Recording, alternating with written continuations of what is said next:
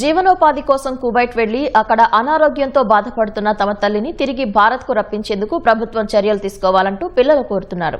కడప అలంఖాన్ పల్లెకు చెందిన సుబ్బలక్ష్మమ్మ భర్త అనారోగ్యానికి గురయ్యాడు. దీంతో సుబ్బలక్ష్మమ్మ ఏజెంట్ సహాయంతో 9 నెలల క్రితం కువైట్కు వెళ్లింది.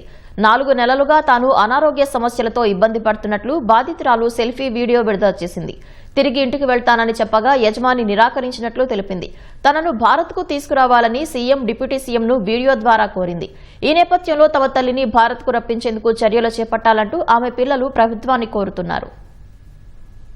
చంద్రబాబు నాయుడు సార్, లోకేష్ సార్, మా ఇంటికి రావాలి సార్. ఇండియాకి వచ్చేటట్టు ముందే చేయాలి. అమ్మకు బాగాలేదు, కోవిడ్ 9 నెలలు, 4 నెలల నుంచి బాగాలేదు, కాళ్ళు చేతులు. ఇండియాకి పంపించండి సార్, మాకు న్యాయం చేయండి సార్. అక్క పేరు సుబ్బలక్ష్మ సార్. ఆమెకు జీవనోపాధి గడవడం లేక 9 నెలల క్రితం కోవిడ్కి పంపించినాం సార్. ఇంటికి వస్తానని అడుగుతుంటే వాళ్ళు ఏదో టాబ్లెట్ ఇచ్చి పని చేయమని ఇబ్బంది పెడతాను sir.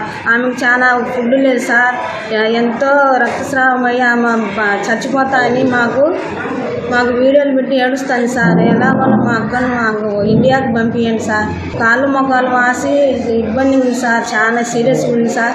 Chandrababu sir, Nara Lokesh sir, Pawan Kalyan గారు సార్ విన్నవించుకుంటా మా అక్కని ఎట్టగొట్ట ఇండియాకి పంపించండి సార్, ప్లీజ్ సార్. వాళ్ళు 2 లక్షలు డబ్బులు కట్టమంటాను సార్. మేము కట్టలేము సార్, అంత డబ్బులు మేము కట్టలేము సార్. పంపించండి సార్, ప్లీజ్ సార్. చాలా సీరియస్గా ఉంది సార్. 9 నెలల క్రితం కోవిడ్ అయింది సార్.